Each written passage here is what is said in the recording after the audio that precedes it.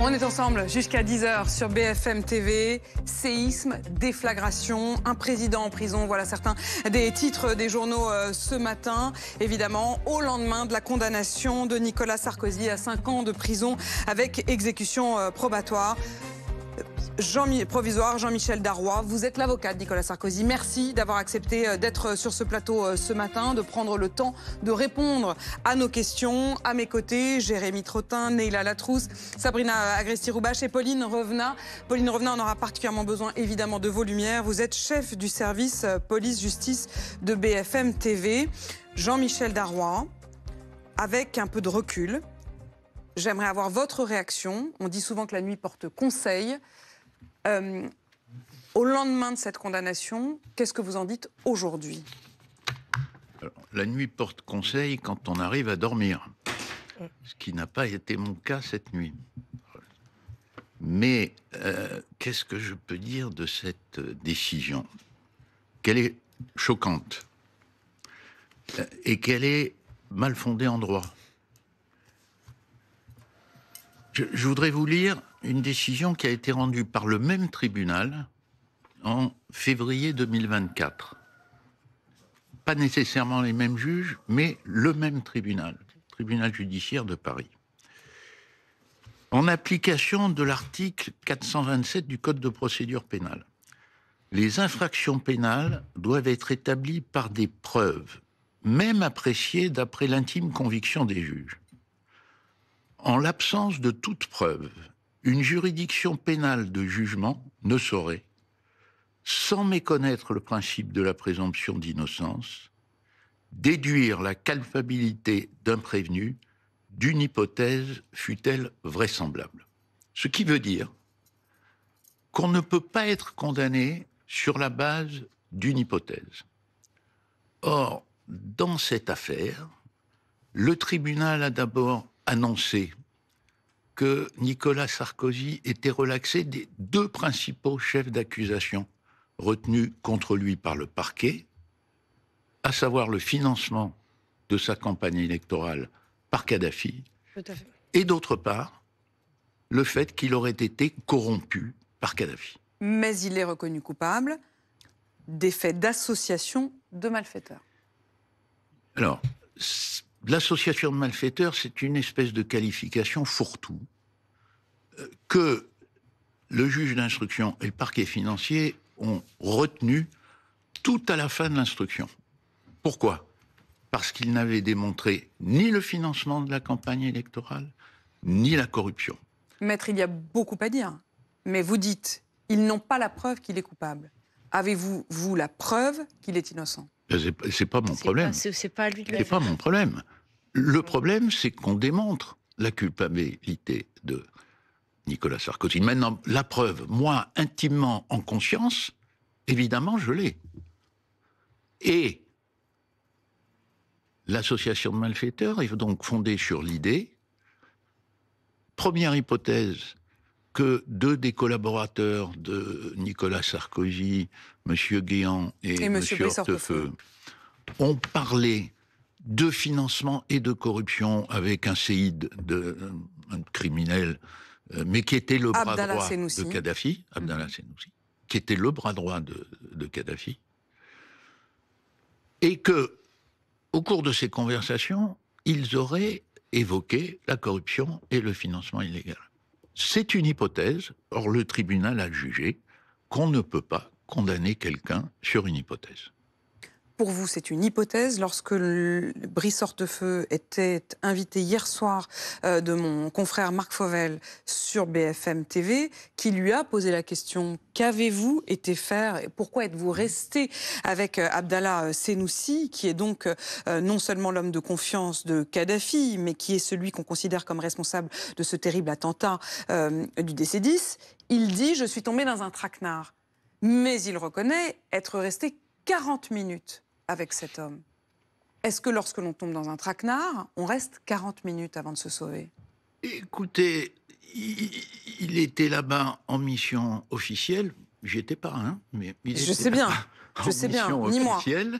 Il était là-bas en mission officielle. On le présente l'homme le plus proche de Kadhafi.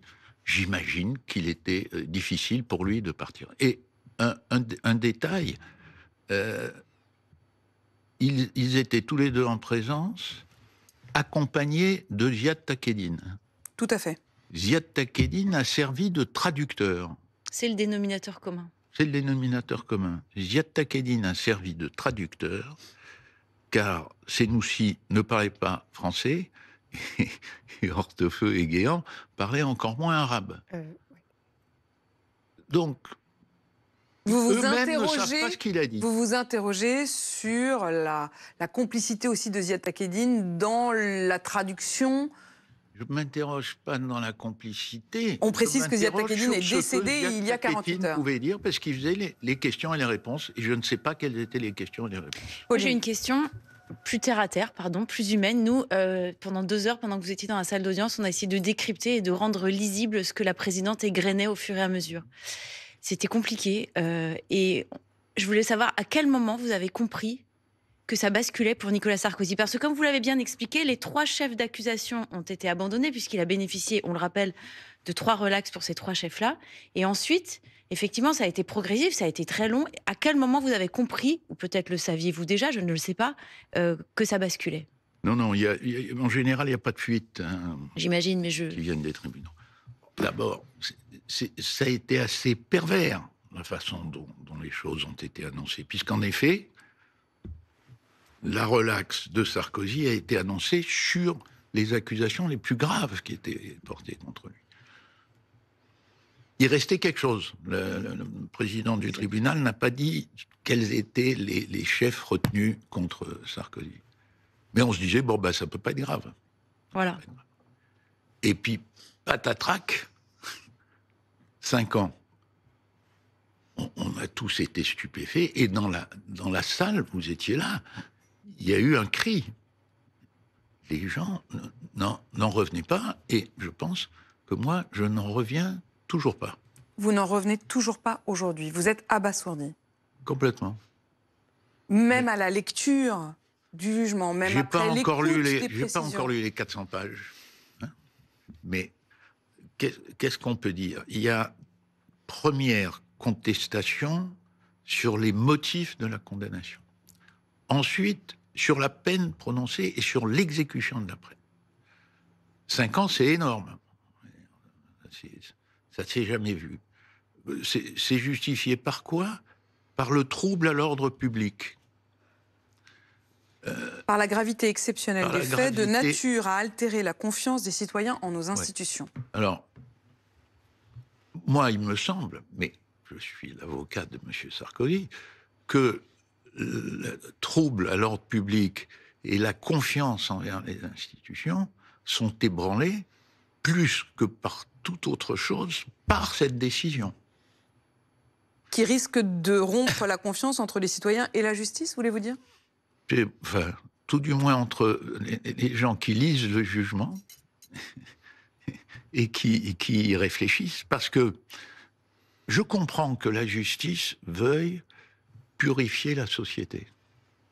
C'est ce que nous disent les juges. C'est une mission très importante, essentielle. Mais alors, il faut que les juges rendent la justice avec une exigence particulière. Et là, vous avez l'impression qu'il n'y a pas d'exigence particulière sur ce jugement? C'est la raison pour laquelle je vous ai dit cette jurisprudence tirée du tribunal. On ne peut pas condamner quelqu'un sur une hypothèse. Pourquoi? C'est parce que le doute, ça c'est un principe essentiel dans toute démocratie. Le doute doit bénéficier aux prévenus. Vous dites dans toute démocratie. Est-ce que ça veut dire que vous vous interrogez même sur le fait que notre justice aujourd'hui est encore celle d'une démocratie? Non, mais je me dis que la justice, je répète, que la justice, pour être l'élément essentiel, le dernier rempart à l'état de droit et à la démocratie, que pour qu'elle exerce ce rôle, il faut qu'elle le fasse avec le respect des principes essentiels. L'un des principes essentiels, l'un des droits fondamentaux garantis par les institutions internationales et en principe par notre droit, c'est la présomption d'innocence, et que le doute doit bénéficier aux prévenus. C'est la raison pour laquelle vous allez interjeter appel. Vous l'avez annoncé dans la foulée de la décision. Et ces 387 pages, enfin ces 400 pages, elles sont essentielles pour vous parce que c'est un matériau sur lequel vous allez vous appuyer pour pouvoir nourrir cet appel. Il y a beaucoup de travail. J'ai entendu Maître Ingrin hier qui disait on étudie toutes les pistes possibles et vous avez aussi besoin de faire une demande de mise en liberté lorsque Nicolas Sarkozy sera incarcéré parce que ça, c'est une certitude. Il va passer par la case prison. Il faut l'expliquer. Tout à fait. Donc on va essayer de faire en sorte que sa détention soit la plus courte possible. Et puis on va contester la décision. Il y a en effet beaucoup de pistes. Sur quel point ? Sur le fait que la décision n'est pas fondée, n'est pas fondée en droit, et que les éléments recueillis ne suffisent pas à condamner. Et puis, il y a quelque chose d'assez évident que vous avez dit là à l'instant, madame. On ne comprend pas cette décision. On ne la comprend pas. Vous étiez hier au tribunal. On ne comprend pas. Et pour qu'il y ait une association de malfaiteurs, il faut quand même que cette association ait un but. Un kidnapping, un vol, alors, un assassinat. dans le jugement, il est précisé que cette association de malfaiteurs avait pour but de lui procurer un avantage dans la campagne électorale et de lui permettre d'accéder à la haute fonction et de l'exercer pendant 5 années. C'est le but. Sauf que ça pourrait s'écrire et se comprendre s'il y avait eu de l'argent dans la campagne. Mais il n'y a pas d'enrichissement personnel et il n'y a pas de trace de flux qui arrive d'argent. S'il n'y a pas de trace, c'est qu'il n'y a pas d'argent. Pour vous, c'est une construction intellectuelle, oui. c'est ça. Ce n'est donc qu'une hypothèse ou une construction de multiples hypothèses. Absolument. Il y a aussi cette question du document. Nicolas Sarkozy, en sortant du tribunal hier, parlait d'un document faux. C'est pas exactement ce que dit le tribunal, qui parle du document de Mediapart qui ne peut pas être absolument considéré comme vrai. Ça, déjà, c'est une phrase qu'un juge devrait s'interdire d'écrire. Le peut-être, le probable, ça le doute n'est pas possible. Ouais, enfin, le doute. Le doute bénéficie. C'est à l'accusation de démontrer que ce document était vrai. Tout de suite, on a su que Hortefeux, qui était indiqué comme présent sur ce document, tout de suite, on a su que c'était pas vrai. Parce qu'il n'était pas en Libye, il était ailleurs. Donc tout de suite, on savait que ce document ne reflétait pas la réalité. Alors, ce document a eu des conséquences gigantesques. Ce document, il faut le dire, a été mis sur la place publique avant la campagne de 2012. Au moment de la campagne de 2012. Pendant les deux tours. Donc, avant l'élection, voilà. Donc, pour vous, il a eu un rôle politique, ce document. Pour moi, oui, sans doute pour d'autres personnes aussi. Il a eu un rôle politique. Alors, le journaliste peut dire on le croit ou on ne le croit pas. Répondez à ça, maître. Il souligne qu'il y a eu des conséquences. Oui, la première conséquence, c'est peut-être que Nicolas Sarkozy a été battu. Ce document est censé retracer une réunion entre 4 personnes. Cette réunion n'a pas eu lieu. Que Fabrice Arfi, bien qu'il soit vraiment très opposé à Nicolas Sarkozy, me soit sympathique, je mets ça de côté, il a été trompé, supposons, il a été trompé par ce document, il l'a utilisé, et s'il ne l'a pas fait de mauvaise foi, c'est ce que le juge a retenu dans cette affaire de faux. Il aurait été lui-même, en réalité... Il aurait été lui-même roulé dans la farine. Roulé dans la farine. Vous dites, la première de ces conséquences, c'est que Nicolas Sarkozy a été battu. Est-ce que ça veut dire que vous considérez, au fond, a posteriori, que l'élection de 2012 a été trompée, que les électeurs ont été trompés? Ce que les juges semblent, ou du moins le parquet financier semblait dire, c'est qu'en étant financé par Kadhafi, Sarkozy a trompé les électeurs. Il n'y a qu'un hic, il n'y a qu'un malheur à ça, pour le parquet national financier, c'est qu'il n'y a pas eu d'argent libyen dans la campagne de Sarkozy. D'où la relaxe sur le financement illégal de la campagne politique. Maître, dans la condamnation, il y a donc les 5 ans de prison avec mandat de dépôt différé et exécution provisoire, il y a 100 000 € d'amende et il y a privation de ses droits civils. Ça veut dire quoi? Et comment est-ce que vous réagissez à cette partie-là de la condamnation? Et ça veut dire notamment, je crois qu'il doit être privé de ses droits familiaux. Alors heureusement, ses fils sont grands. Il a une petite fille. Voilà, il doit être aussi interdit sans doute de voter ou de se présenter à des élections.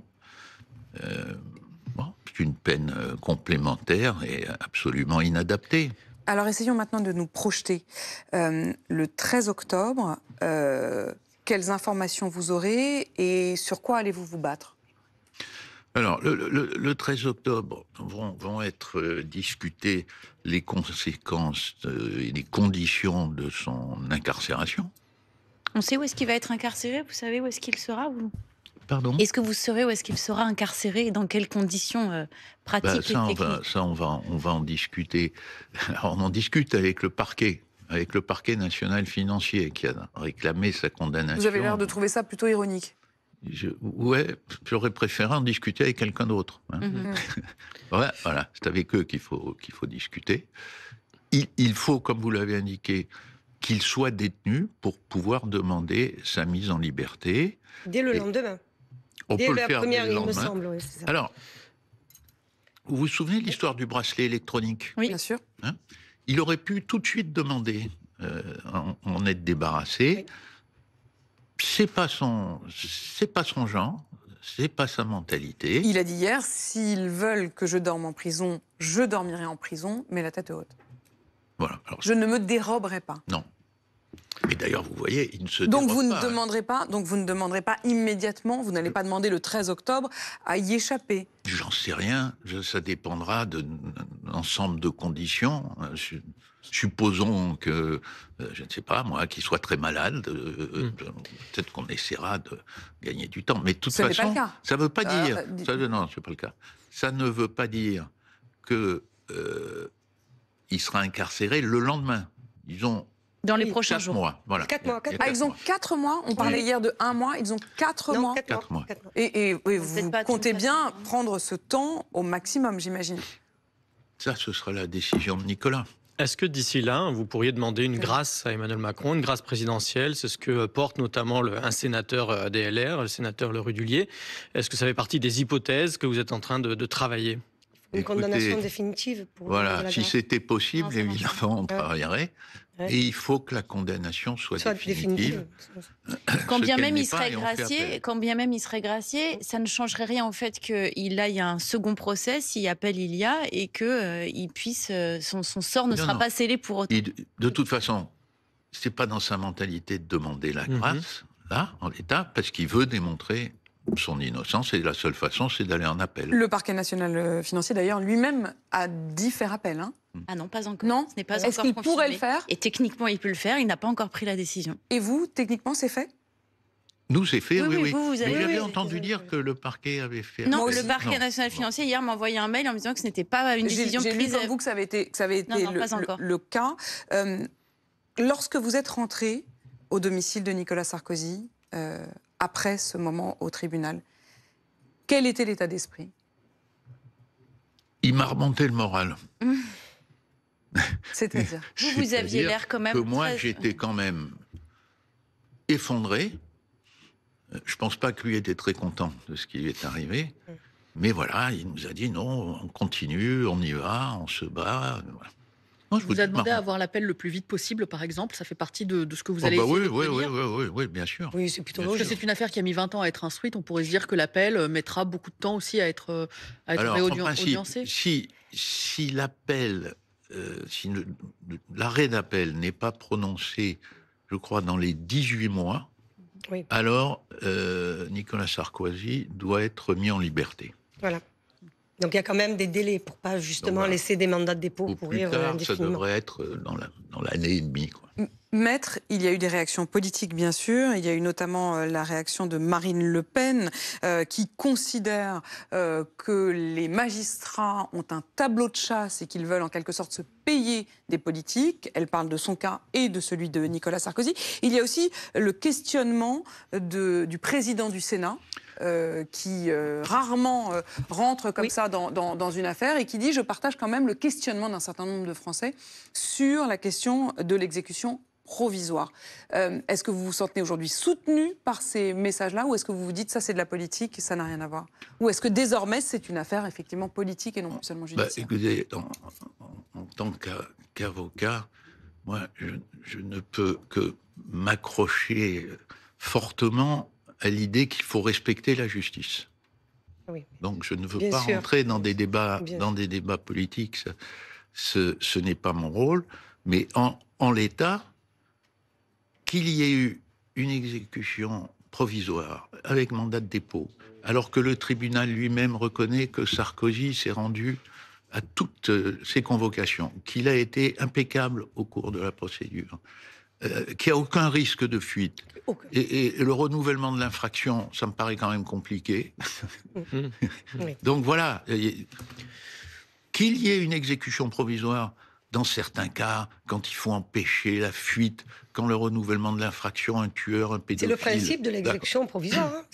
Mettre une dernière question. Il a été évoqué sur les réseaux sociaux le fait que la présidente du tribunal aurait participé à une manifestation contre Nicolas Sarkozy en 2011. Avez-vous cette information? Oui. Vous avez cette information? Oui. Vous avez la confirmation que la présidente du tribunal hier, la personne qui a lu cette décision, qui est une décision collégiale, mais qui en a fait la lecture, a manifesté contre Nicolas Sarkozy en 2011. Oui, on le sait maintenant. Oui. Est-ce que c'est de nature, à vos yeux, à déconsidérer l'impartialité de la justice, ou est-ce que ça rajoute à votre sentiment d'impartialité? Je ne veux pas, encore une fois, parce que je veux respecter la justice, pas nécessairement lui faire confiance, mais respecter la justice, je ne veux pas croire que ça ait pu influencer sa décision. Maintenant, je comprendrai que d'autres le pensent.